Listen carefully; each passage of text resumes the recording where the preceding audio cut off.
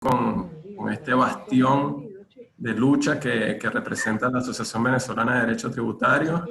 Y bueno, y no me queda más que agradecerles a ustedes por la invitación y agradecer a todos los que están participando y haciendo que básicamente incentivando que se continúe con este ciclo de encuentros que definitivamente aplican o generan beneficios para todos los que estamos aquí conectados.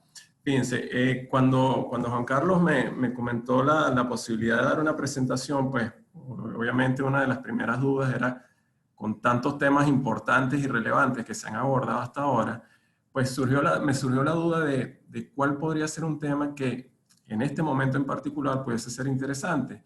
Y obviamente el impuesto a los grandes patrimonios, que como todos sabemos se causará ahorita el 30 de septiembre, el venidero 30 de septiembre, pues definitivamente representa un reto actual para todos los contribuyentes en Venezuela, especialmente o específicamente para los contribuyentes especiales, que son los que están sujetos a este impuesto.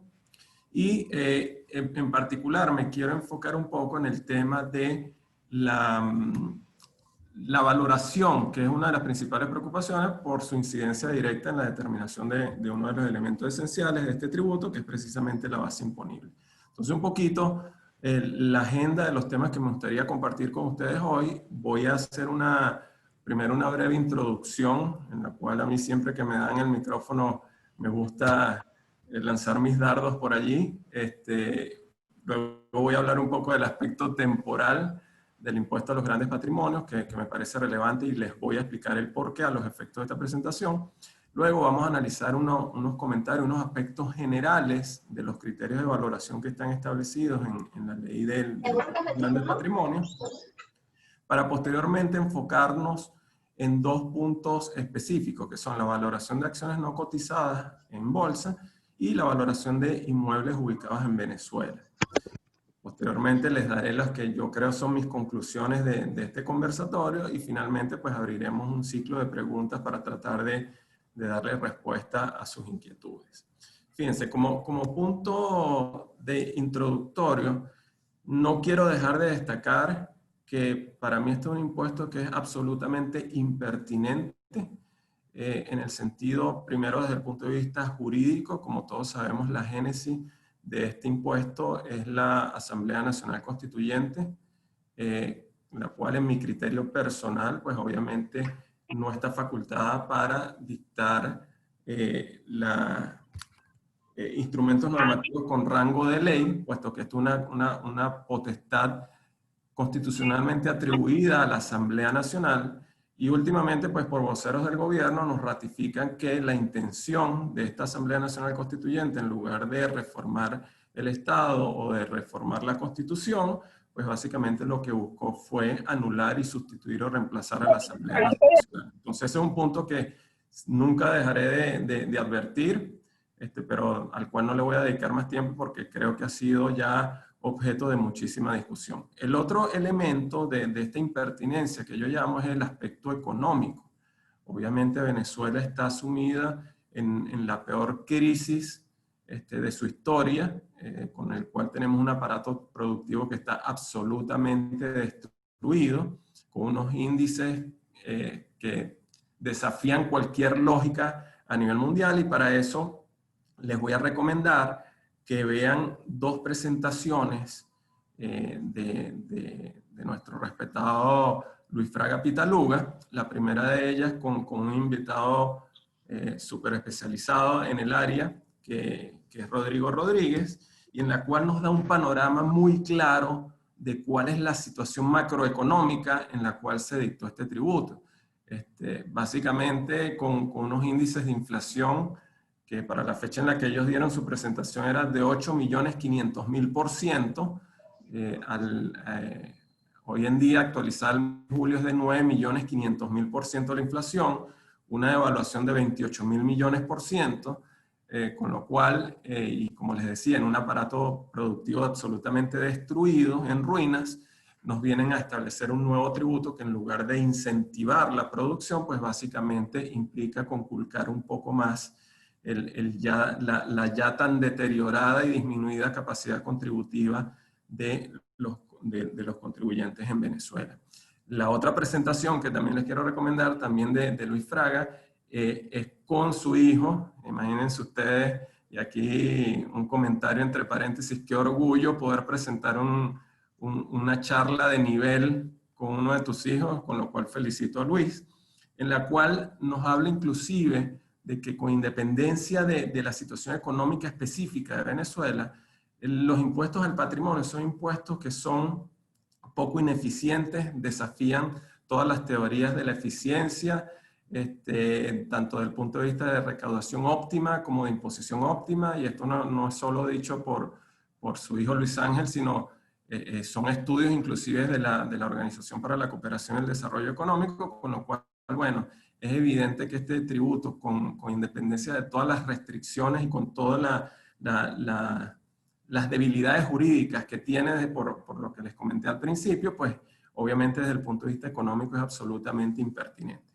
Bueno, ya lancé mis darditos por allí. Voy a empezar entonces ahora con el aspecto temporal del impuesto a los grandes patrimonios. Fíjense ustedes, el aspecto temporal es importante porque siempre, y por lo menos el año pasado cuando se dictó este tributo, existía como alguna discusión en cuanto a si estábamos en presencia de un tributo de naturaleza periódica, es decir, que necesitaba del transcurso del tiempo para la materialización del hecho imponible, o si por el contrario estábamos en presencia de un tributo cuya materialización ocurría de manera instantánea.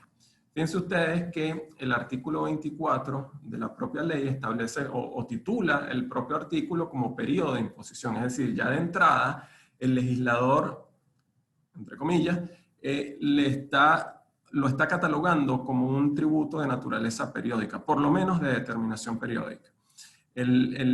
Dice, adicionalmente, el propio artículo establece que el impuesto se causará anualmente sobre el valor del patrimonio neto al 30 de septiembre, con ciertas excepciones, es decir, periodos que ya dejan de ser anual y pasan a ser periodos cortos, como por ejemplo en el caso específico de personas naturales con ocurrencia del fallecimiento, o en el caso de personas jurídicas por una liquidación o una transformación que cambie su régimen impositivo. Entonces, fíjense ustedes, aquí vale la pena traer a cotación el criterio de Héctor Villegas, en el cual él, al momento de analizar el impuesto al patrimonio neto y también incluso el impuesto al capital en Argentina, llega a la conclusión de que con independencia de que se establezca una fecha específica con fines de liquidación, en el caso de Argentina 31 de diciembre, en nuestro caso en particular el 30 de septiembre, eso no desnaturalizaría la naturaleza periódica de este tributo. ¿Por qué?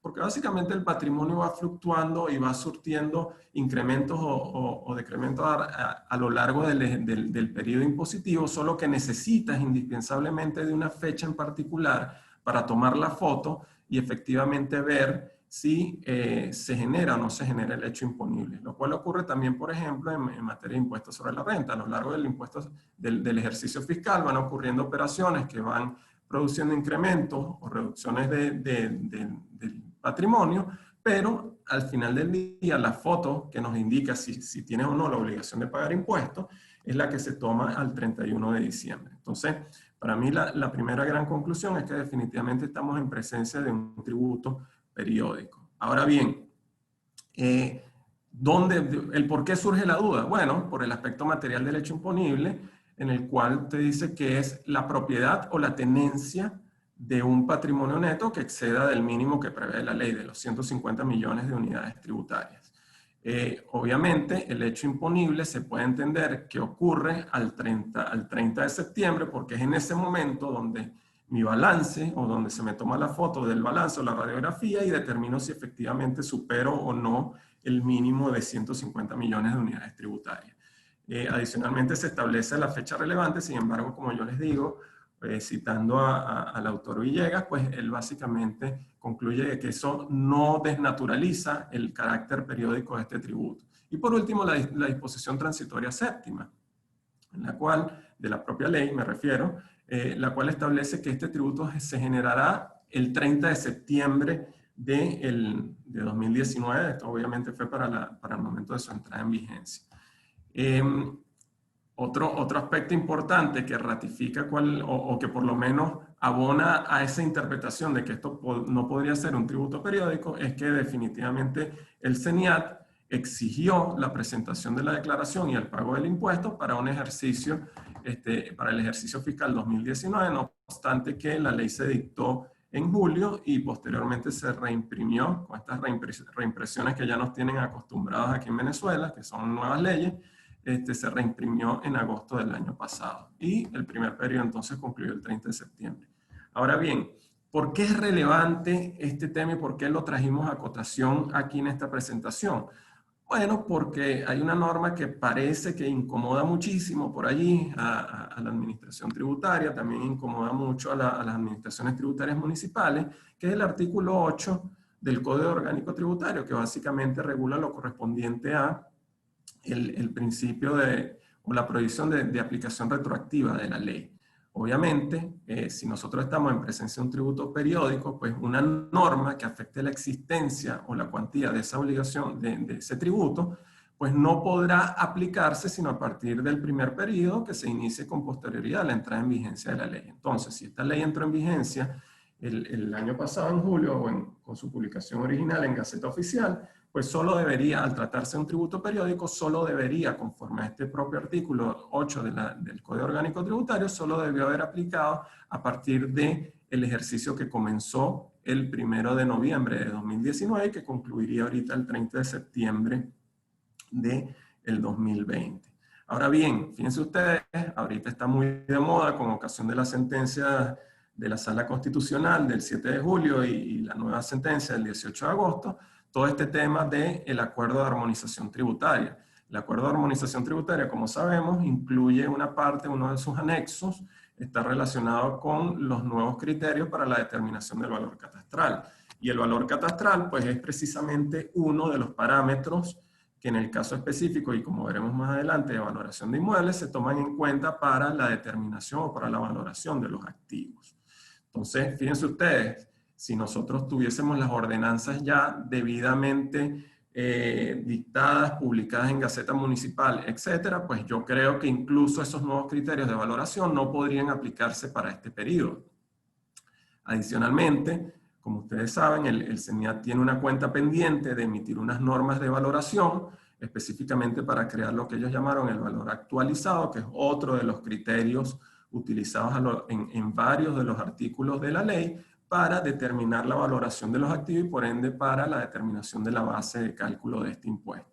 Hasta la fecha, obviamente el CENIAT no las ha dictado, pero como siempre, no podemos descartar para nada que haya algún tipo de publicación antes del 30 de septiembre, con lo cual si eso ocurre, obviamente eso sería una norma que incidiría en la cuantía de esta obligación tributaria, con lo cual no debería aplicarse para este periodo que todavía está en curso y que, como les digo, culminará este 30 de septiembre.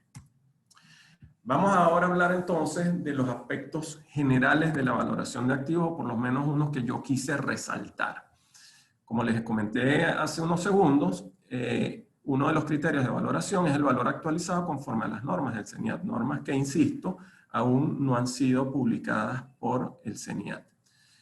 Tratando un poco de anticipar y de lanzar algunas flechas aquí para determinar cuál podría ser o por dónde podría venir ese valor actualizado, pues obviamente a mí se me ocurren dos opciones, que es utilizar índices de inflación, que es algo muy similar a lo que ya existía en el caso específico del ajuste por inflación fiscal, tanto para el ajuste inicial como posteriormente para los ajustes regulares, con lo cual obviamente se tomaba en cuenta el precio de adquisición y se actualizaba conforme a la inflación. Aquí esto es un punto muy importante que yo quiero llamar a la reflexión, y es que tomar en cuenta un precio de adquisición de hace algunos años.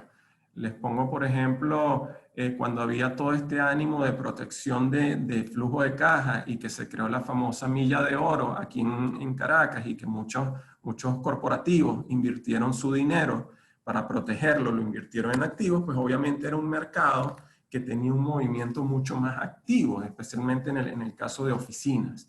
Fíjense entonces cómo nosotros tomar un valor de mercado que es presumiblemente el costo de adquisición para aquella oportunidad en una Venezuela que era absolutamente distinta, radicalmente distinta a la Venezuela que tenemos hoy en día, pues ya por ahí tienes un punto de partida que definitivamente genera una distorsión. Era un mercado absolutamente distinto, con unos niveles de oferta y de demanda absolutamente distintos, con una movilidad también distinta. En consecuencia, ya por allí, si se toma como criterio el valor de adquisición, pues fíjense ustedes cómo ya se está partiendo de una potencial distorsión. Y si a esto le aplicamos una inflación de 9.500.000%, que por cierto, qué buen reto el que tienen los financieros de aplicar estos números, pues obviamente podríamos terminar con unos valores que son o que podríamos ser potencialmente distintos a un verdadero valor de un activo.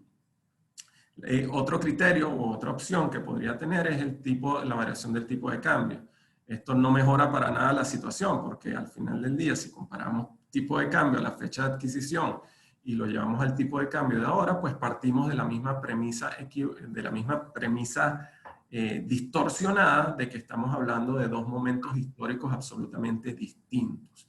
Y con una variación del tipo de cambio de 28.000 millones%, y ya a esta fecha debe ser más, pues imagínense ustedes también el elemento distorsionador que podríamos tener allí. Otro punto que yo quiero aquí enfatizar es la necesidad de armonizar estos criterios de valoración y el impuesto en general con el impuesto sobre la renta. Nosotros ya tenemos un precedente, no tenemos que estar yendo a otros países.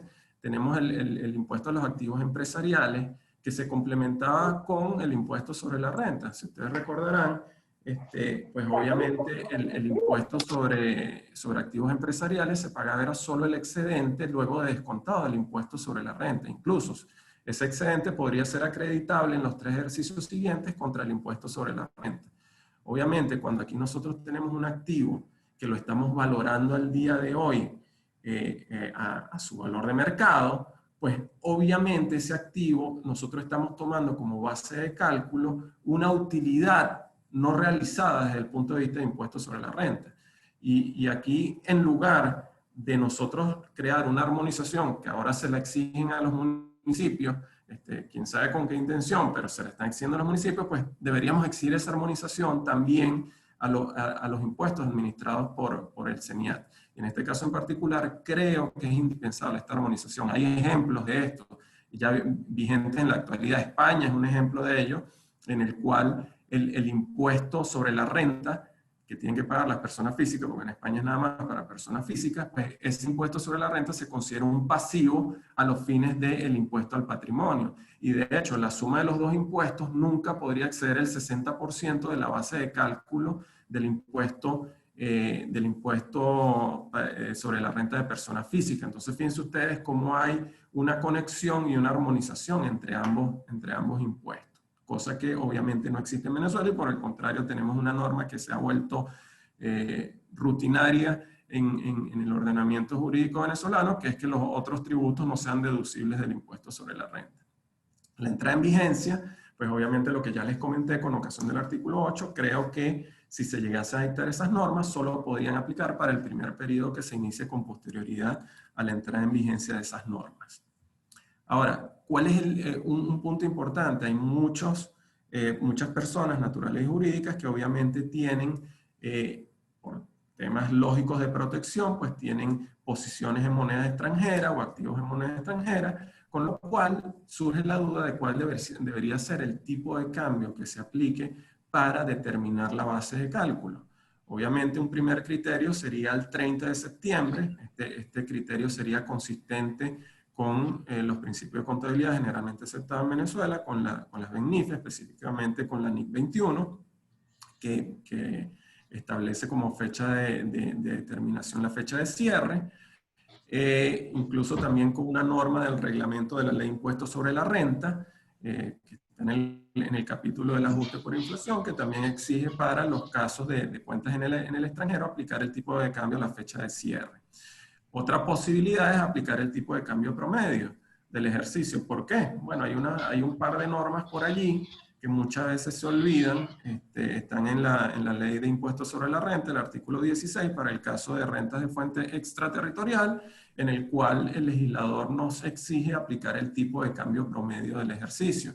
También le existe una norma, si mal no recuerdo, el artículo 23, parágrafo, uno de sus parágrafos, creo que el parágrafo segundo, que también establece que en el caso de ingresos en moneda extranjera, pues se aplica el tipo de cambio promedio fijado de conformidad con la metodología del Banco Central de Venezuela. Entonces, estas son las dos posibilidades que se podrían analizar a la hora de valorar un activo que esté denominado en moneda extranjera.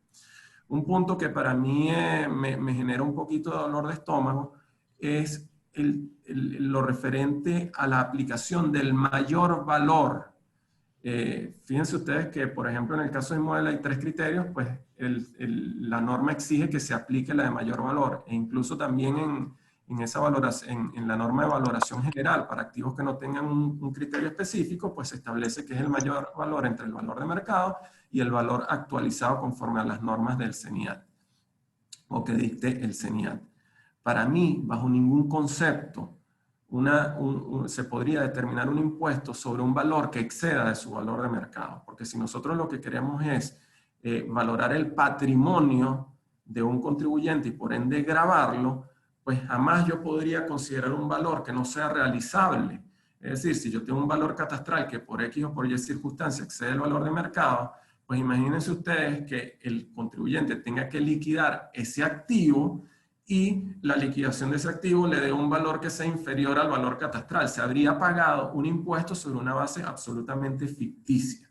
Entonces, para mí esta es una de las grandes críticas y que ojalá hiciese entrar en razón. Primero, la primera razón es eliminar este impuesto, pero en segundo lugar, si se entrase en medio razón, eliminar este criterio de mayor valor, a lo mejor poner como un tope al valor de mercado, pero nunca establecer un valor distinto como potencial base de cálculo del impuesto. Vamos entonces ahora a entrar en dos de las categorías de activos que quería hoy compartir con ustedes los criterios de valoración, y el primero de ellos son las acciones no cotizadas en bolsa. La ley es clara, básicamente nos dice aquí que utilicemos el balance aprobado a los fines del impuesto sobre la renta, tomemos el capital y las reservas, lo hace en términos plural, con lo cual me imagino podría incluirse no solo la reserva legal, sino cualquier otra reserva creada por la compañía, y que se divida entre el número de acciones. Esto es básicamente como una foto del patrimonio de la compañía, y vamos a dividirlo entre el número de acciones. Esto nos hace surgir la primera duda. ¿Qué balance utilizo? Utilizo un balance histórico que básicamente a los fines del impuesto sobre la renta, pues yo tengo una serie de activos que están valorados con base a su costo histórico, inclusive totalmente depreciados, o utilizo un balance reexpresado. En mi criterio hay bastante argumento aquí para llegar a la conclusión de que debería ser un valor reexpresado. ¿Por qué? Bueno, porque nuestro sistema tributario ya está plagado de varias normas que nos exigen utilizar a los principios de contabilidad generalmente aceptados para la determinación o para el reflejo de la información contable y financiera. Tenemos una norma que es el artículo 13 de la resolución 19 del Ministerio de Interior y Justicia, en el cual se establecen los requisitos únicos para la inscripción de documentos en el registro mercantil, y este artículo 13 básicamente nos dice que para el registro del acta en la cual se aprueben los balances de la compañía, pues básicamente se tienen que aportar los balances preparados de conformidad con los principios de contabilidad generalmente aceptados en Venezuela. Entonces, esto nos lleva a la conclusión de que por cuanto estos principios prevén como estados financieros primarios a los reexpresados, pues básicamente deberían ser los que se considerarían a estos efectos. Las cifras constantes en realidad reflejan con mayor precisión o por lo menos se acercan mucho más a unos balances históricos y más en una economía hiperinflacionaria como la venezolana. Y por último, tenemos dos precedentes jurisprudenciales en el ámbito del impuesto sobre sucesiones y donaciones, en los cuales la Sala Político-Administrativa ha llegado a la conclusión de que efectivamente se tiene que utilizar la información reexpresada y no la información histórica. Y son este par de sentencias, una del 2018 y otra del 2012, que les cito aquí en las láminas. Otro punto importante es el impuesto sobre sucesiones y donaciones y demás ramos conexos. ¿Por qué? Porque ya hay una norma, que es su artículo 32, en el cual nos exige aplicar el valor venal, y normalmente ese valor venal se aplicaba, o por lo menos lo que vimos en la práctica, era muy común tomar el balance y dividirlo entre el número de acciones para determinar ese valor de las acciones. La ley lo que nos exigía era una certificación de un contador público en la cual básicamente se estableciera ese valor venal. Ahora bien, aquí le cito dos sentencias también en materia sucesoral de la Sala Político-Administrativa, en la cual se delimitó ese concepto del valor venal y nos dice que es el importe de venta de los títulos valores. Normalmente, si nosotros buscamos información de valor venal, coincide con esta definición y básicamente nos remite al mercado secundario. Dice, bueno, en realidad el importe de venta de un activo normalmente en su mercado secundario. Pero adicionalmente, aquí estas decisiones que han sido pacíficas, básicamente dicen que el método más idóneo para determinar ese valor venal de las acciones es el de valoración de negocios. Obviamente, valoración de negocios no vamos a encontrar ningún criterio legal ni sublegal, con lo cual nos vamos a tener que remitir a otras ciencias, como por ejemplo el tema de las valoraciones, con los estándares internacionales de valoración para determinar ese valor de un negocio en marcha, y de los cuales hablaremos en breves momentos. Entonces, fíjense ustedes aquí otro de los puntos a destacar. Tenemos un mismo activo, tenemos un mismo sistema impositivo, tenemos una misma administración tributaria, y tenemos una determinación de tres tributos distintos de tres tributos bajo tres valoraciones distintas. Es decir, fíjense, para impuestos sobre la renta voy a tener un costo histórico, porque esto es para contribuyentes especiales, no lo voy a poder ajustar por inflación en principio. En segundo lugar, a los efectos del impuesto sobre sucesión y donaciones voy a tener unas normas de valoración conforme a este valor venal. Y en tercer lugar, vamos a tener un potencial valor catastral, si es que es el mayor, asumiendo que sea el mayor, o el valor actualizado conforme a los criterios que dicta el CENIAT, con lo cual fíjense ustedes este problemón en el que estamos metidos. Es decir, tenemos un mismo activo con tres valoraciones distintas a fines impositivos en Venezuela. Esto no tiene, en mi criterio personal, no tiene ningún sentido. Vamos a entrar a un punto aquí relativamente álgido, que es el de la valoración de inmuebles ubicados en Venezuela. Fíjense ustedes, esta lámina describe gráficamente la norma de valoración de inmuebles en Venezuela prevista en la ley del impuesto a los grandes patrimonios, en el cual, nuevamente aplicando el tema o el criterio del mayor valor, nos da tres opciones. Opción 1, el valor asignado en el catastro municipal. No siempre se tiene la suerte de obtener este valor catastral por falta de actualización por parte de los municipios, pero en todo caso tenemos una norma que está en la Ley Orgánica del Poder Público Municipal que nos dice que ese valor catastral bajo ningún concepto puede ser superior al valor de mercado. Y fíjense cómo ya el legislador, en este caso el verdadero legislador, estableció ese criterio que yo les había comentado hace un rato de que en ningún caso una valoración podría exceder de su valor de mercado. Y ya la Ley Orgánica del Poder Público Municipal establece ese tope diciendo, mira, el valor catastral no lo puedes determinar o no podría en ningún caso exceder del valor de mercado del activo. Entonces aquí nos tendríamos que remitir a las ordenanzas municipales que regulan todo lo correspondiente a la determinación de este valor catastral y no podemos dejar de mencionar el famosísimo acuerdo de armonización suscrito por estos 308 municipios, que por cierto no sé qué estará ocurriendo con los otros 27 municipios, pero definitivamente es un set de normas allí que tenemos que tomar en cuenta al momento de determinar ese valor del inmueble. Por otro lado tenemos el valor de mercado. Valor de mercado, la ley del impuesto a los grandes patrimonios trata de manera indistinta a valor de mercado y precio corriente de mercado. No creo que sea un error, creo que se refieren claramente a lo mismo, pero sí los utiliza de manera indistinta. En algunos casos habla de precio corriente de mercado, en otros casos habla de valor de mercado. Ahora bien, ninguna de las normas que han sido dictadas en el contexto del impuesto a los grandes patrimonios, pues regula lo correspondiente a este precio corriente de mercado, con lo cual, en aplicación por analogía, pues deberíamos irnos a otro set de normas que establezcan estas definiciones.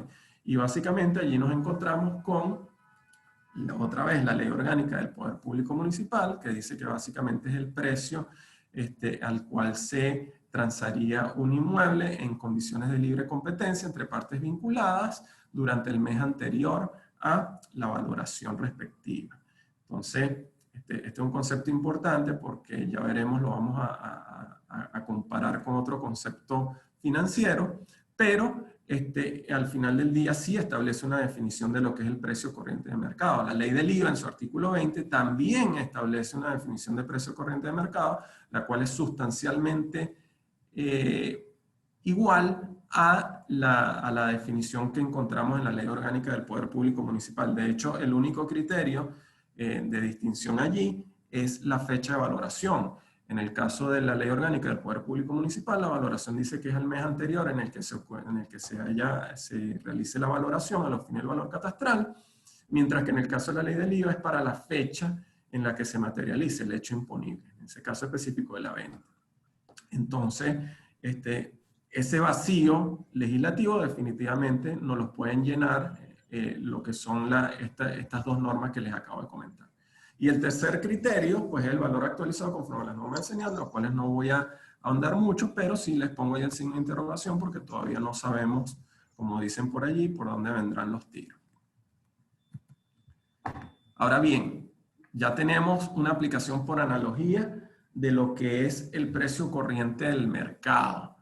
Pero vámonos a la práctica, vámonos a ver cuáles son, a qué se enfrentan los contribuyentes cuando tratan de ubicar un valor de mercado. En primer lugar, tenemos un contexto de recesión económica. Llevamos 6 años continuos de recesión económica, lo cual trae consigo una depresión del mercado. Y esa depresión del mercado, ¿qué genera? Es una disminución sustancial de las transacciones inmobiliarias, es decir, ante la falta de liquidez, ante la crisis por la que estamos atravesando, pues obviamente ese mercado es un mercado que está absolutamente deprimido. Entonces, fíjense, el primer estamos encontrando, ¿dónde vamos a ubicar ese valor de mercado? Cuando las transacciones cada día son menos, se materializan cada vez menos, no estamos en presencia de un mercado activo, con lo cual ya ahí en primer lugar tenemos una primera barrera para determinar ese valor de mercado. Luego, la propia recesión económica genera una discrepancia absoluta entre los valores determinados en un avalúo y la realidad de las operaciones transadas. ¿Por qué? Bueno, yo puedo tener básicamente un criterio de que el metro cuadrado en Campo Alegre se vende a $1.500 el metro cuadrado. Bueno, pero la realidad es la siguiente, y quienes hayan tenido la oportunidad de transar con bienes inmuebles se podrán dar cuenta que puedes tener un avalúo de 1.500 metros cuadrados y lo puedes terminar rematando el inmueble por otro valor distinto, significativamente inferior. ¿Por qué? Por la propia crisis económica. La gente que está tratando de irse del país, la gente que quiere disminuir su exposición a riesgos en el país, pues básicamente prefiere liquidar sus activos y llevárselo y protegerlos en otro lado. Entonces, fíjense cómo un avalúo no necesariamente va a reflejar el precio al cual se termina transando la operación. Luego tenemos otro inconveniente, que es esta tendencia de desaparición del bolívar y en el cual se utilicen básicamente al dólar o a las divisas como moneda en Venezuela, pues básicamente esto trae consigo sus propias distorsiones. ¿Cuáles son? Bueno, la manipulación o las divergencias en los precios en los registros. En los precios en los registros no es un secreto que muchas veces o en la generalidad de los casos es disímil a el precio efectivamente pactado en la transacción. Con lo cual, aquí tenemos un primer inconveniente. El segundo que tenemos son las discrepancias en los usos de tipo de cambio o las propias variaciones. Por ejemplo, si yo recibo un anticipo o unas arras para una opción de compra hace 6 meses y aplico el tipo de cambio hace 6 meses y después materializo la transacción 6 meses después, pues obviamente la variación cambiaria tiene un efecto al momento de yo convertir ese monto en bolívares. ¿Por qué? porque básicamente el precio va a estar afectado cuando hagamos la conversión a bolívares como consecuencia de la variación del tipo de cambio. Otra restricción o limitación con la cual se encuentran los contribuyentes es la ausencia de índices o marcadores oficiales. Lamentablemente en Venezuela no hay ningún registro oficial en el cual se lleven lo que son las transacciones ni cuáles son los valores que efectivamente se están transando. Y por último tenemos la pandemia. La pandemia, quienes hayan tenido la oportunidad de ir a un registro esta semana, pues sabrán el caos que ha significado acceder a un registro con ocasión de la pandemia. Y ojo, todos estos meses los registros han estado cerrados. Entonces, uno de los principales o de las principales fuentes, en mi criterio, no fidedignas o no fiables, a la cual se podría recurrir a la hora de hacer un avalúo, pues sería un registro inmobiliario. Y cuando nos vamos al registro inmobiliario, pues tenemos que en los últimos 6 meses no se han transado o no hay nada que registrar allí porque básicamente los registros han estado cerrados. Entonces fíjense cómo nuevamente, si perfecto, tengo por aplicación, por analogía, una norma que está perfectamente redactada, pero cuando lo voy a implementar en la práctica me encuentro con todos estos inconvenientes. ¿Qué es lo que hace este panorama, este ecosistema que les acabo de describir? ¿Qué es lo que está generando? Bueno, básicamente que nosotros tengamos que acudir a cualquier otro o a otros criterios de valoración que básicamente nos permitan determinar o cuantificar esta obligación tributaria.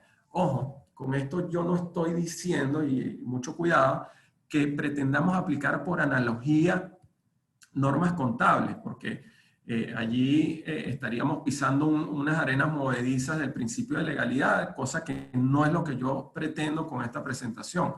Yo lo que quiero aquí es básicamente traer esos criterios financieros y compararlos con esas definiciones que sí están en instrumentos legales para llegar a una conclusión de que efectivamente el precio corriente de mercado y el valor razonable, que es un concepto al cual nos vamos a referir con ocasión de los principios de contabilidad generalmente aceptados, no son conceptos necesariamente contradictorios o que se opongan entre sí.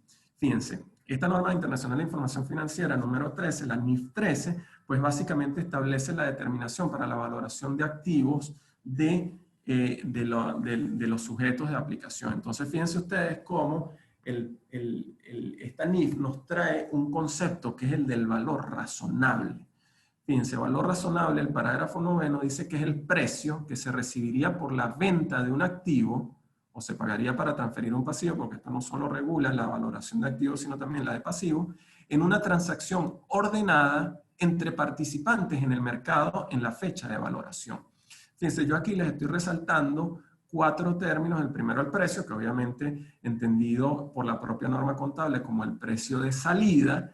El precio de salida es el precio al cual se podría liquidar el activo, que normalmente es el precio al cual se vendería y por ende el valor de mercado. También les resalto la transacción ordenada.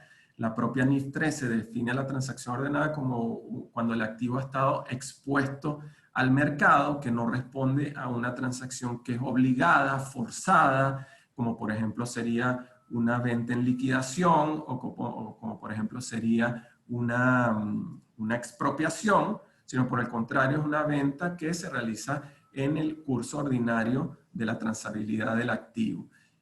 Y otro de los conceptos importantes es participantes en el mercado. ¿Por qué yo les resalto participantes en el mercado? Porque cuando vemos la definición, déjenme ubicarla por aquí, fíjense que esa definición de participante en el mercado tiene unos elementos bien importantes, que son, primero, que se trata de compradores y vendedores en el mercado principal, que sean independientes el uno del otro, es decir, que no sean partes relacionadas, que estén debidamente informados, que tengan toda la información necesaria para conocer y valorar el activo, que sean capaces de realizar la transacción, es decir, que tengan la capacidad tanto jurídica como económica de llevar a cabo la transacción, y por último, que tengan la voluntad de realizarla. Es decir, esto es coincidente con esto de la transacción ordenada, que no se trate de una transacción de carácter forzoso u obligatoria. ¿Por qué esto es importante? Ya les voy a decir, les adelanto, pero yo en la próxima lámina les tengo un cuadro comparativo. fíjense que aquí ya empezamos a encontrar muchos elementos comunes con la definición de precio corriente de mercado, tanto de la Ley Orgánica del Poder Público Municipal como de la Ley del Impuesto al Valor Agregado. ¿Por qué? Porque ambas leyes nos hacen referencia a condiciones de libre competencia. Aquí estamos, esto se vincula directamente con una transacción ordenada, se vincula directamente con la definición de participante de mercado que les acabo de decir, hace referencia entre un comprador y un vendedor independiente. Les acabo de leer que participante en el mercado también requiere la existencia de un comprador y un vendedor que no sean vinculados, con lo cual fíjense cómo los puntos de congruencia son bastantes. Pues es decir, estamos hablando de conceptos que si los vemos no desde el punto de vista de la forma, sino desde el punto de vista de la sustancia, estamos hablando de conceptos que son muy importantes. Y otro punto que les resalto es la fecha de valoración. Obviamente es un valor actualizado, es un valor a la fecha en la cual estamos tomando la fotografía. Entonces, nuevamente, ¿cuáles son los elementos que yo personalmente considero que habilitarían a utilizar esta NIF 13 o utilizar este concepto del valor razonable para valorar activos y específicamente inmuebles en Venezuela? Bueno, en primer lugar, todas las referencias que tiene el ordenamiento jurídico venezolano, los principios de contabilidad generalmente aceptados. Este artículo 155, numeral 1, pues nos obliga a llevar la contabilidad, que al fin del día es el soporte de las operaciones gravables de conformidad con los principios de contabilidad generalmente aceptados. El artículo 143, parágrafo único del propio código, que para mí es una norma importantísima, es que ya establece un precedente de aplicación de los principios de contabilidad generalmente aceptados para la valoración. ¿Cuál es ese precedente? Bueno, en el caso de inventarios faltantes, esta norma nos dice que se tienen que valorar de conformidad con los principios de contabilidad generalmente aceptados. Entonces, fíjense ustedes cómo ya el legislador ha acudido a los principios de contabilidad generalmente aceptados para valorar un activo con fines tributarios. Luego tenemos los criterios jurisprudenciales para la determinación del valor venal en materia del impuesto sucesoral. Pues fíjense ustedes cómo ya en las dos sentencias que les cité, efectivamente hay una remisión indirecta o tácita a otras ciencias para la determinación de la valoración. En este caso en particular, obviamente está la ciencia financiera contable, que tiene un set de normas que nada más y nada menos lo que buscan es informar adecuadamente a terceros de cuál es la situación patrimonial de un contribuyente. Pues obviamente esto abona a favor de la teoría de que efectivamente se puedan aplicar estas normas. Otro elemento, las dificultades que tenía en la lámina anterior. Oye, si yo no puedo acceder a una información confiable, pública, de mercado, pues obviamente yo tengo la posibilidad de acudir a criterios técnicos, porque esto es técnico, esto no es empírico, son criterios técnicos para definitivamente determinar un valor. Otro elemento es la realidad económica de los contribuyentes. Obviamente el valor razonable lo que busca es en realidad el valor que puede tener un activo para un contribuyente. En el sentido de que, por ejemplo, si yo estoy valorando mi planta y equipos, yo no estoy buscando vender esta planta y equipos. Yo lo que estoy buscando es determinar cuál es mi situación patrimonial verdadera de cada tercero. Con lo cual, esta valoración razonable, pues efectivamente es consistente con la realidad económica de los contribuyentes. Y por último, las no discrepancias esenciales entre las definiciones o los conceptos de valor razonable y valor de mercado. Para lo cual me voy a remitir a esta siguiente lámina en el cual me atreví a establecer unos parámetros de comparación entre el precio corriente de mercado, llámese definiciones que están en la Ley Orgánica del Poder Público Municipal y en la Ley del IVA, versus esta definición del valor razonable. Fíjense, el primer criterio valor es la base de valoración.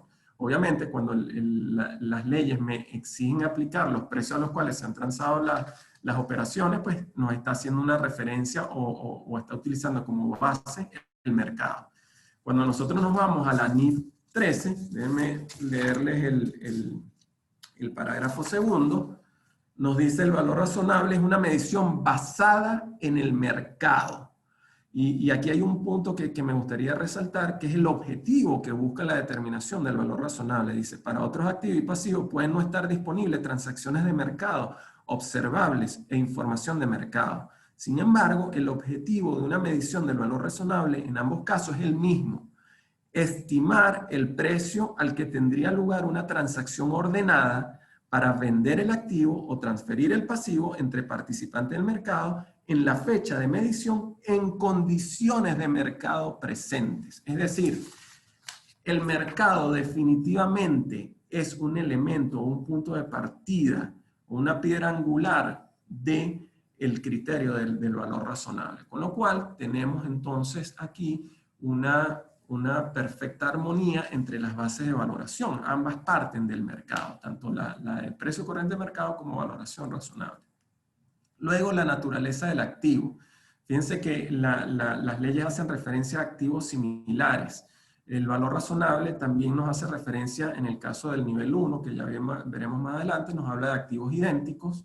En el caso del nivel 2 o incluso en el caso del nivel 3 nos habla de activos similares. Entonces, fíjense ustedes cómo aquí no hay una diferencia tampoco sustancial, por el contrario, es otro punto de encuentro entre ambos conceptos. La temporalidad de la valoración, la Ley Orgánica del Poder Público Municipal, como les comenté, nos hace referencia al mes anterior, la Ley del IVA a la fecha de la transacción o a la fecha de ocurrencia del hecho imponible. En el caso del valor razonable también es una fecha actualizada, es a la fecha en la cual estoy preparando mi estado financiero. La relación entre las partes, independencia o no vinculación exigida en ambas normas, tanto en la Ley del IVA como en la Ley del Poder Público Municipal, y en el caso del valor razonable, como cuando vimos la definición de participante de mercado, y esa es la razón por la cual se las leí, pues también hace referencia a independencia o no vinculación. Y las condiciones de la transacción, pues obviamente el concepto de libre competencia está incluido, comprendido en ambas definiciones legales, y en el caso del valor razonable, pues la transacción ordenada también nos hace referencia a operaciones que no sean forzadas ni obligadas, es decir, que estén en unas condiciones de libre competencia. Entonces, nuevamente, ese cuadro comparativo lo que busca es definitivamente tratar de construir el argumento de que no estamos hablando de que yo por aplicar la NIF 13 no estoy ni aplicando por analogía una norma, sino que por el contrario estoy siendo consistente con las definiciones de precio corriente de mercado que establecen las normas que sí deberían aplicar por analogía.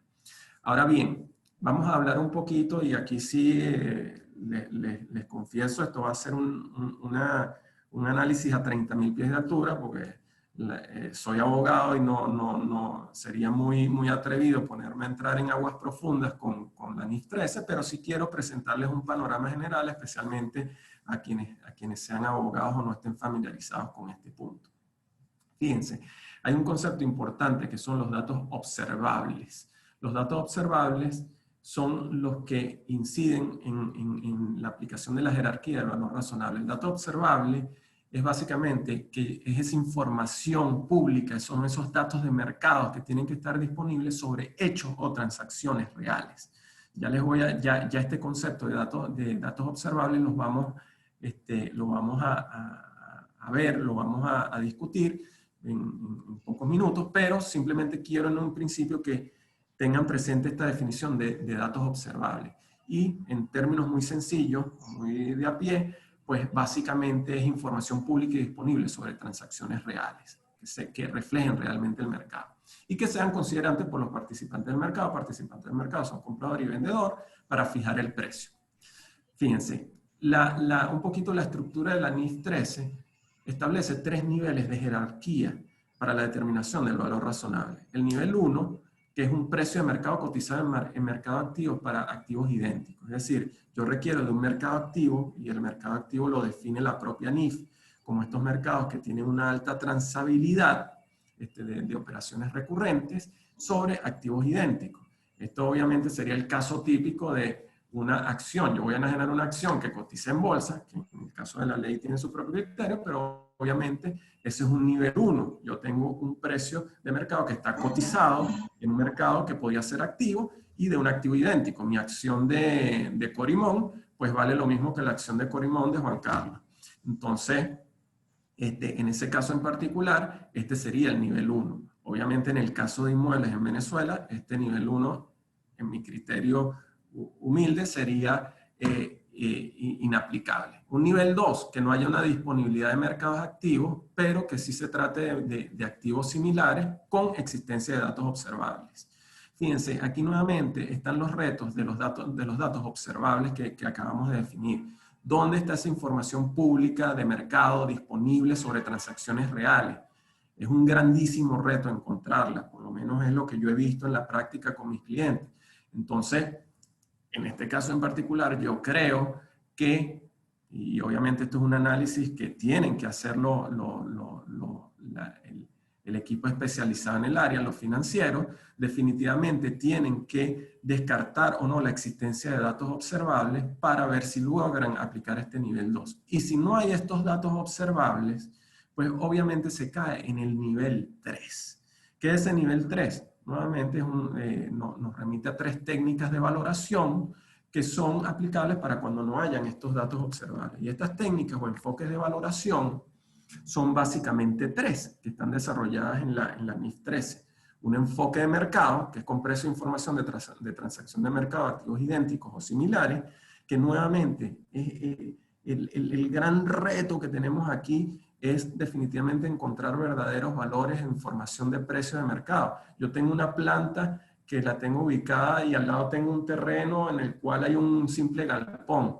Vienen a hacer una valoración y me dicen, bueno, vamos a determinarlo con los años de construcción. Pueden tener los mismos años de construcción, pueden tener el mismo metraje, pero definitivamente son activos que están destinados a actividades distintas. Entonces, normalmente no es tan sencillo encontrar o aplicar este enfoque de mercado. Luego otro enfoque que establece la propia NIF es el enfoque de costos, que es lo que se denomina el costo de reposición actual. Básicamente lo que busca es valorar el activo, cuánto me costaría a mí reemplazar el activo o reemplazar la capacidad productiva o de servicio de ese activo, menos la obsolescencia que tenga el activo que estoy valorando. Ese es el enfoque de costo. Y en tercer lugar está el enfoque de ingresos. El enfoque de ingresos lo que hace es, vamos a ver el activo y vamos a ver cuál es su capacidad de flujo futuro, de producirme flujo futuro, y me los traigo a valor presente. Es decir, un flujo de caja descontada o valor presente neto de los ingresos, los costos y los gastos asociados o que son generados o asociados a ese activo. Fíjense, aquí hay un punto importantísimo. Estas 3 técnicas de valoración, que son enfoque de mercado, enfoque de costos y enfoque de ingresos, que son aplicables para el nivel 3, coinciden plenamente con los enfoques o con los criterios de valoración bajo las normas o los estándares internacionales de valoración, que al final del día son los estándares que aplican para el perito evaluador al momento de analizar un activo. Ustedes, por ejemplo, no voy a interrumpir la presentación para mostrarles una de las secciones de estos estándares internacionales de valoración. Pero, por ejemplo, la sección 50, 60 y 70 de estos informes de estos estándares internacionales de valoración prevén exactamente los mismos 3 enfoques. Enfoque de mercado, enfoque de costos y enfoque de ingresos.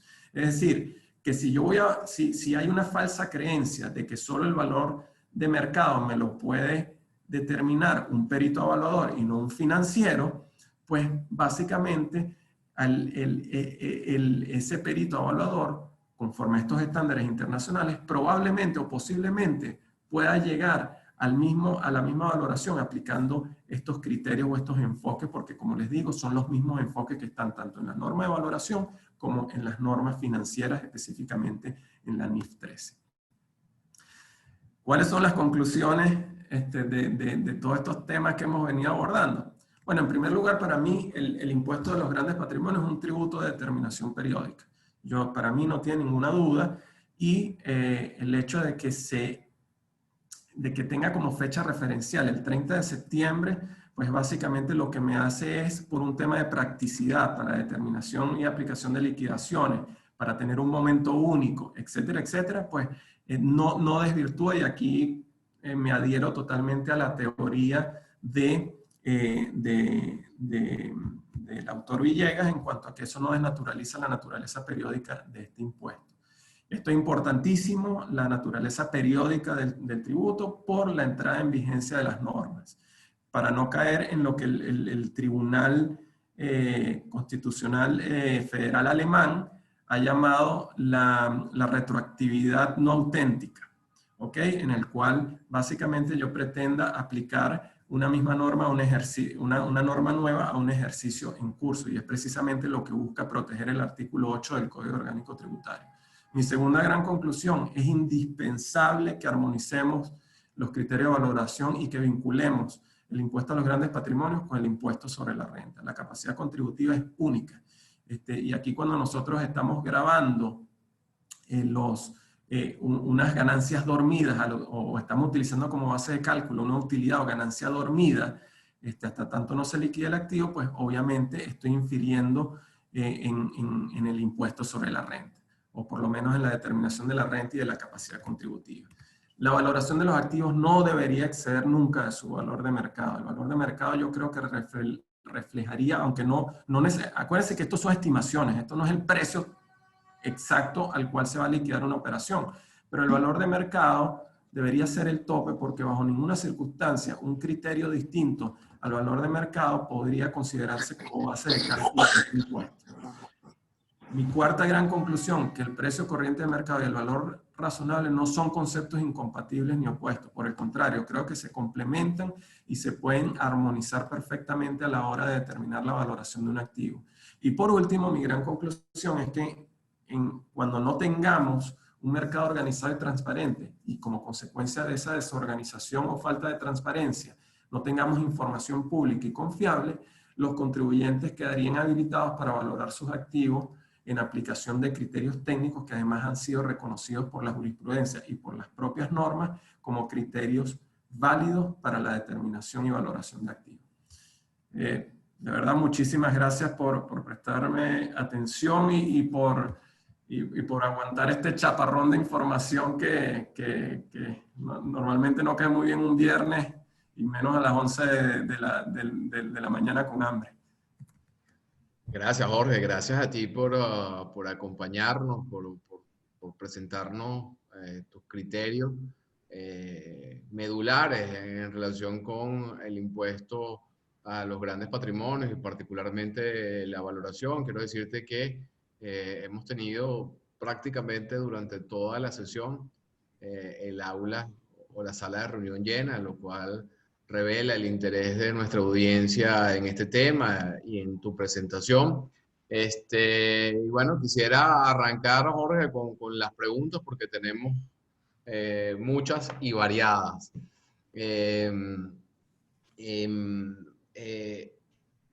Iván López, nuestro prevenido al bate, señala lo siguiente: Jorge, gracias por citar el antecedente de la sucesión de Cristóbal Mendoza Hijo, cuyo criterio de valorar las acciones de una empresa en marcha que deben valorarse según su capacidad de generar flujo de efectivo.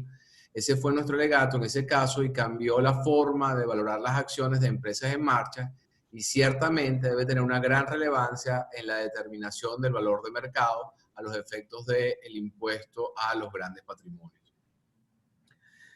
Manuel Iturbe, nuestro vicepresidente Jorge, comenta lo siguiente: estimado Jorge, excelente exposición. Muchos contribuyentes realizaron a los efectos de la declaración de 2019 peritajes de sus activos, muebles e inmuebles, a fin de tomar el valor de mercado de ellos y no su valor expresado financiero, que no se asemejaba a la realidad. Comparto completamente contigo que el valor de mercado debe ser el límite, pero preocupan mucho los valores que puedan determinar los municipios y el propio CENIAT si no se asemejan a la realidad del país. Los registros inmobiliarios, por ejemplo, no reflejan para nada los valores reales para el cálculo de los derechos de registro. Bueno, Manuel te lanza esa curva en el sentido de las dificultades que puedan presentarse en términos prácticos para la materialización de tu criterio, Jorge. Sí, bueno, yo creo que más que una pregunta, muchas gracias, Manuel. Yo creo que más que una pregunta, yo creo que reafirma varias de las cosas que comentamos a lo largo de la presentación, ¿no? Que son las dificultades en la valoración.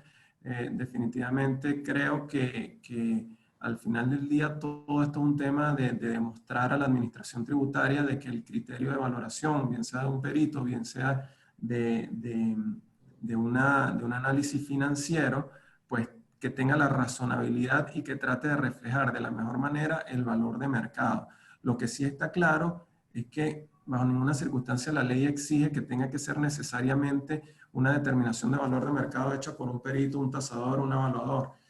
Creo que para llegar a la determinación del valor de mercado hay diferentes caminos y que si definitivamente están debidamente y técnicamente soportados, pues deberían prevalecer y no deberían ser ignorados o por lo menos cuestionados por la administración tributaria. Héctor Arturo Spech dice, excelente y completa exposición, bien documentada. Marco Pieraldi, saludos Marco, señala lo siguiente, estimado Jorge, simplemente excelente tu disertación. Solo diría que de usarse, en todo caso, el valor razonable, será obligatorio indicar que ese valor necesariamente debe ser tamizado por la denominada pérdida por deterioro que se constituye como una limitación. Sí, definitivamente el valor razonable toma en cuenta ciertos aspectos que no necesariamente puedan ser tomados en cuenta por una valoración hecha por un perito que simplemente se limite a ver ubicación, años de antigüedad, metros, etc. Y precisamente todos los temas de obsolescencia, capacidad productiva, capacidad ociosa, pérdida de valor, son definitivamente elementos que juegan un rol importante y es lo que normalmente se conocen como los datos no observables, que son datos como intrínsecos o propios de la valoración para el contribuyente en particular. Y definitivamente son aspectos que a mi criterio sí tienen una incidencia relevante en la determinación del valor. Andreina Nóbrega señala lo siguiente, Jorge, con respecto al concepto de posesión contenido en la ley, ¿cómo quedan los actuales contratos tan utilizados sobre mercancías en consignación? ¿Quién los grabaría? ¿El que lo posee o quien lo posee, la empresa comercializadora o el fabricante? Mira, yo creo que esto obviamente es una técnica muy común, sobre todo para temas de IVA y evitar la afectación del flujo de caja. Yo creo que debería ser para el propietario hasta tanto no ocurra la transferencia de la propiedad. Yo creo que estos temas de posesión están previstos en la norma para supuestos distintos y no para este caso en particular de una venta en consignación, si es que en definitiva eso califica como una venta en consignación. Que yo ahí tengo un criterio particular, pero para responder esta pregunta en concreto, yo creo que ese activo todavía sigue formando parte del inventario del fabricante o del vendedor, con lo cual debería ser él quien lo considere como parte de su patrimonio. Mi tocayo Juan Corodi observa lo siguiente, estimado Jorge, felicitaciones por tu exposición, muchas gracias.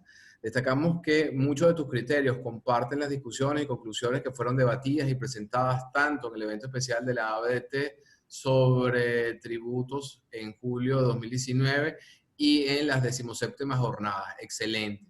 En este sentido, y tomando en cuenta eso en tu opinión, pregunta Juan Corodi, ¿las normas tributarias deben interpretarse de manera diferente en situaciones de crisis económica? Un abrazo. Sí, gracias Juan. Yo creo, mira, definitivamente la realidad económica y el propio artículo 5 del Código Orgánico Tributario exige que las normas y por el mismo dinamismo de la economía y del derecho, pues yo creo que definitivamente se requiere no se puede ignorar, no se puede pretender aplicar una norma tributaria de manera descontextualizada a la realidad en la cual se está aplicando. Obviamente aquí hay que tener mucho cuidado, puesto que... ¿Tus audífonos del teléfono? Puesto que básicamente tampoco podemos fundamentarnos en la realidad económica como una patente de corso para adaptar las normas a las necesidades concretas de cada quien, ¿no? Pero definitivamente la realidad económica es un factor que tiene, en mi criterio personal, que tiene que tomarse en cuenta al momento de interpretar y aplicar las normas. Gracias, Jorge. Dice, excelente exposición, Jorge, felicitaciones, dice Iván López. Carla de Vigo, te saludo igualmente y dice excelente. Ana Acevedo de Price dice excelente. Jorge Benjamín Lea, excelente. Exposición, felicitaciones. Rosa Caballero, Rosita dice excelente. Jorge, impecable y completa exposición. Usuario 10, excelente charla. Elena Martínez, excelente exposición. Ana Restaino dice gracias a ti, Jorge, excelente. Luis Márquez, lo propio, igual que María Angélica Pedraza, el doctor Gabriel Ruán, decano de la tributación, igualmente, excelente exposición, aplauso. José Javier, excelente, Jorge. Y González, muchas gracias por tu exposición, muy buena síntesis, es un tema complejo. Carlos Zapata, excelente.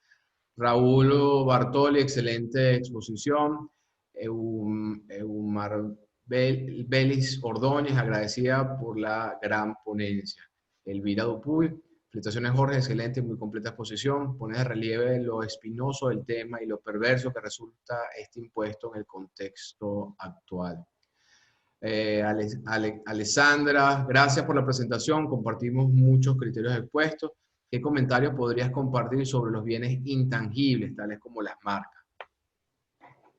Y bueno, entiendo que los intangibles tienen, obviamente, si lo aplicamos bajo o lo analizamos bajo la propia norma, pues caería en ese criterio específico de valoración, no recuerdo ahorita el artículo, pero en el cual básicamente considera como el mayor valor entre el valor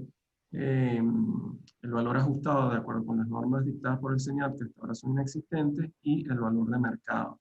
Obviamente la valoración de mercado en intangibles es un tema, creo yo, sumamente complejo, pero definitivamente creo que estos criterios podrían ser igualmente aplicables para determinar, ojo, no estoy seguro y aquí sí no quiero entrar o ser impreciso, no estoy seguro si la valoración de intangibles tenga alguna norma específica de valoración, pero en todo caso creo que para responder esa pregunta un poco en abstracto, creo que definitivamente se puede, yo creo que el punto general de mi presentación es que definitivamente se puede o se tiene que acudir a criterios técnicos estandarizados, bien sea para los efectos de las NIF o para los efectos de los estándares internacionales de valoración, se tiene que acudir a estos criterios técnicos para poder hacer esa determinación del valor de mercado. Y que no puede ser una determinación simplemente aislada o con criterios que no contextualicen a la situación concreta o específica de los contribuyentes. Ese es un poco, la verdad desconozco si existe una norma especial para el tema de la valoración de intangibles o si definitivamente se rija también por esta NIF 3. Gracias, Jorge. Bueno, podemos hacer como quien quiere ser millonario. Podemos preguntarle a un amigo. Está Rodríguez en la conversación de hoy. Creo que está José Javier. Ana Acevedo también está. Si con gusto quieren acompañarnos, dándole una mano a Jorge, que es su amigo. Entiendo que es su amigo. Con mucho gusto les permitimos hablar a través del micrófono para revisar si las normas de valor razonable son igualmente aplicables al tema de la valoración de intangibles. Mientras alguno se presta para ayudarnos, Jorge, mi otro tocayo, Juan Carlos Fermín, señala lo siguiente. Mil felicitaciones, Jorge, por tu excelente posición. Comparto tu criterio sobre la primacía del método de valoración de mercado. En este sentido, quisiera conocer tu opinión sobre la improcedencia en una economía inflacionaria de un método de actualización del precio de adquisición basado en los índices de inflación, pues esto puede arrojar un valor muy superior al real y generar una imposición ficticia. Sí, cuando dijiste Juan Carlos Fermín me preocupé, oíste, porque Juan Carlos siempre manda esas preguntas, como decía el difunto Rabo de Cochino.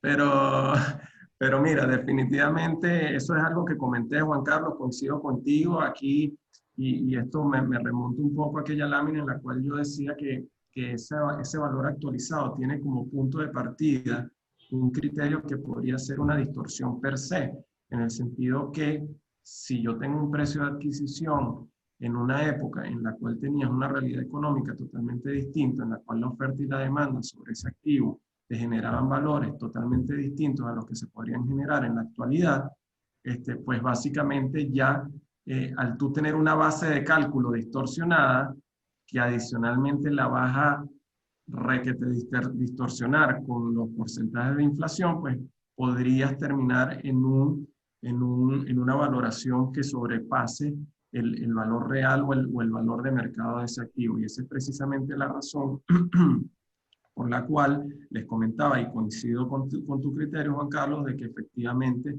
el valor de mercado debería servir como tope y no simplemente como uno de los criterios de aplicación que ceda o que pueda ser desaplicado en beneficio de otro de los criterios de valoración que prevé la ley. Gracias, Jorge. Mi tocayo Juan Corodi atiende el llamado. Juan Corodi además tiene una monografía publicada por la Asociación Venezolana de Derecho Tributario en relación con el tratamiento fiscal de los intangibles. Y Juan señala, la NIC 38 aplicaría para los intangibles. Sin embargo, observa Juan, lo veo difícil de aplicación para este caso. Sigo leyendo, Jorge, otras interrogantes. Hay muchas. Trataremos, Jorge, de responder algunas más. Siempre somos respetuosos del tiempo, tanto de nuestros invitados como de los asistentes. El doctor Gabriel Ruán ahora hace una pregunta. Jorge dice, en materia de impuestos de inmuebles urbanos, la seguridad jurídica recomienda valores técnicos y no necesariamente valores de mercados influidos por la ocasión. Creo que es un comentario, no sé si tienes alguna observación, Jorge. No, estoy de acuerdo.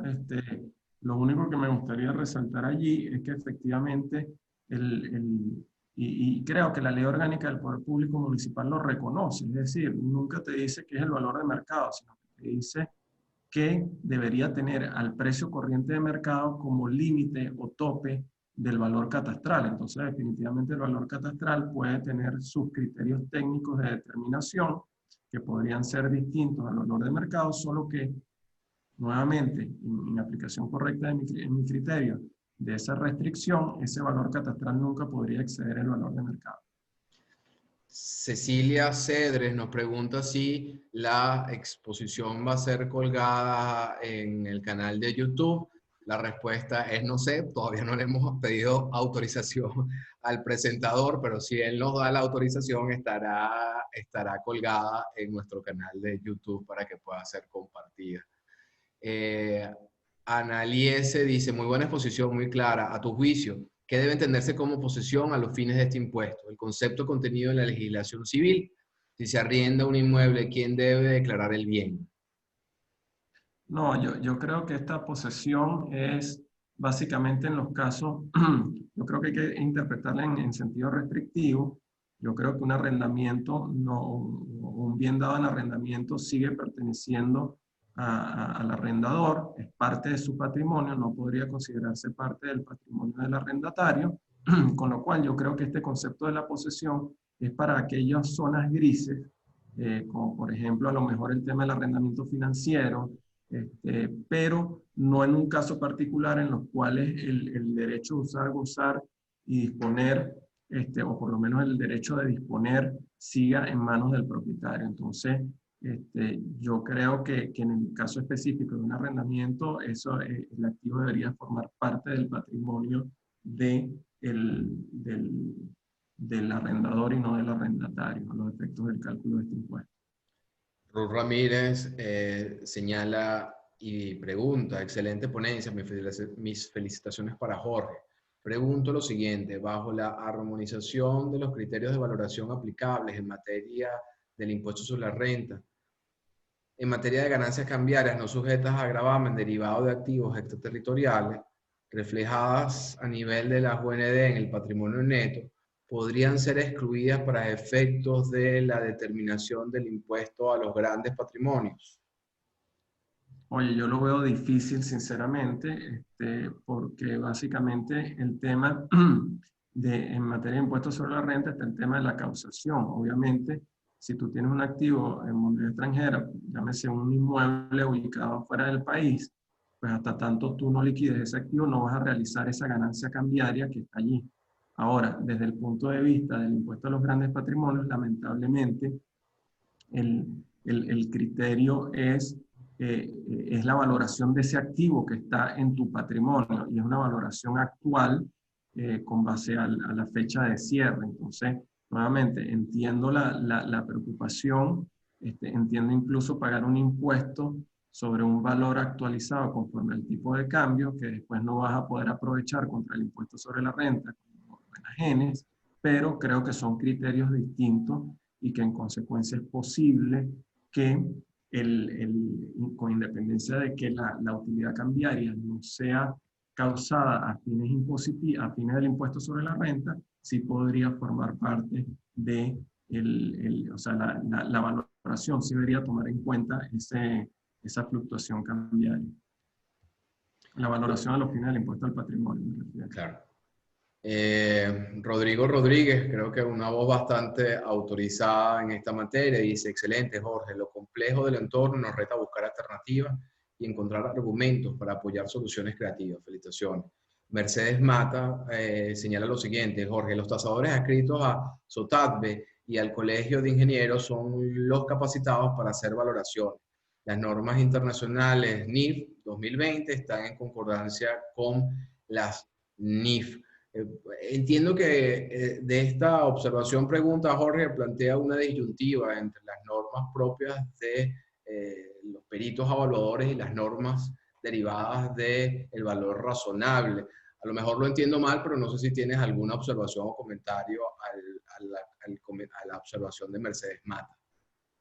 No, yo lo que creo, lo que creo es que definitivamente ambos sets de normas tienen unos puntos de encuentro, y lo que no creo es que se pueda interpretar de la ley del impuesto al patrimonio y de la escasa regulación que tiene hasta la fecha, que efectivamente la valoración tenga que ser exclusivamente realizada por un perito evaluador. Yo creo que, nuevamente, esto es un tema muy circunstancial. Yo creo que va a variar mucho del tipo de activo que esté involucrado, a la hora de determinar si efectivamente el perito es el responsable o el indicado para hacer la valoración, o si por el contrario, desde el punto de vista sustantivo, tiene más sentido hacer una valoración financiera. Esa es mi opinión personal. Respeto plenamente quien considere que esto puede ser una potestad exclusiva o excluyente de los peritos, pero en mi criterio, cuando tú tienes todo este ecosistema que yo traté de dibujar en la presentación, pues normalmente creo que pueden entrar otros factores que pueden ser manejados ya más allá de la valoración realizada por un perito, y que ameriten de la aplicación de criterios de las normas de información financiera. Esa es mi opinión personal. Gracias, Jorge. Voy a tratar de leer, Jorge, dos o tres preguntas más para darle espacio a nuestros asistentes, para tratar de culminar en la hora, ¿no? Un usuario cuyo equipo se identifica como QCOM BTD señala: fluida exposición con plena pertinencia. Jorge, excelente. Concuerdo contigo en que en la referencia al valor razonable que se desarrolla en NIF 13 con respecto al valor de mercado. Tanto las normas financieras como las normas de valoración tienen convergencia en el mercado.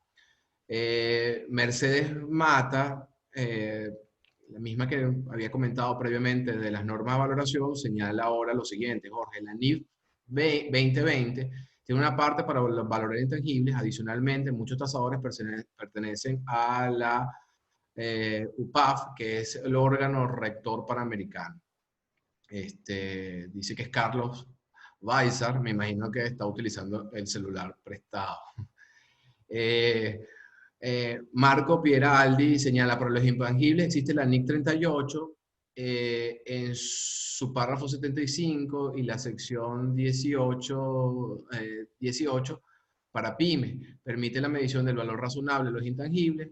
No obstante, se requiere elementos que pudieran ser de difícil de aplicar, por cuanto puede dar un intangible generado internamente o adquirido. Gracias, Marco, por aclararnos la aplicación de las normas internacionales al tema de la valoración de los intangibles. Eduardo Martínez sí hace una pregunta, Jorge. ¿Cómo interpretar las 2 fechas establecidas en el calendario de sujetos pasivos especiales? Sí, eso es una cosa muy extraña allí, porque básicamente, para quienes no estén familiarizados con el punto, pues el calendario prevé, de acuerdo con la terminación del RIF, prevé alternativamente una fecha en noviembre, una fecha en octubre y otra en noviembre. Mira, yo creo que no hay nada que te lleve a la conclusión de que tengas que escoger en particular alguna de las 2 fechas. No ha habido ningún tipo de regulación, con lo cual creo que al establecerte una alternativa para noviembre, y es una alternativa que no está condicionada por la norma, yo creo que definitivamente se podría presentar en la segunda fecha, es decir, en noviembre. Si nosotros vemos la resolución, no me acuerdo, creo que la 273, 213, la tengo por aquí, la 213 exactamente, lo único que exige es que el impuesto se pague dentro de los 60 días siguientes. Entonces, mira, estando la segunda fecha de noviembre dentro de ese plazo que establece la providencia, pues no vería ningún riesgo en que un contribuyente opte por presentar y pagar su impuesto en la segunda de las fechas que le concede el propio calendario. Gracias. El equipo QCAM BTD es de Camilo Londón, a quien saludamos, y aprovechamos la participación de Camilo para decir que estará dentro de 2 viernes también como invitado de este espacio para presentarnos su propuesta en torno a una unidad tributaria municipal. Gracias, Camilo, siempre por acompañarnos. Ana Acevedo, y con esto cierro. Saludos, Ana. Información no oficial del CENIAT indican que se podría presentar en cualquiera día entre ambas fechas. Y Aneli S. dice, el CENIAT extraoficialmente ha señalado que ambas fechas del calendario pueden utilizarse para declarar y pagar por ambos terminales del RIF. Y bueno, concluye Mercedes Mata, dice que en la crisis bancaria se exigió a que los tasadores fuesen independientes. Bueno, Jorge, te agradecemos el tiempo que nos has dispensado la mañana de hoy, mañana tarde. Creo que las preguntas, Jorge, son consecuentes con la profundidad de tu presentación, lo cual agradecemos. Y de mi parte no queda más que invitarlos para la próxima semana con Iván López acerca del tratamiento fiscal del sector petrolero, y el viernes de arriba con Camilo Londón para conversar con nosotros acerca de esta propuesta de unidad tributaria municipal. Seguimos con una excelente agenda en los viernes de la ABDT. Muchas gracias, Jorge, muchas gracias. Saludos a Cris. Gracias a ustedes por la invitación, feliz tarde y cuídense mucho. Saludos a todos, gracias.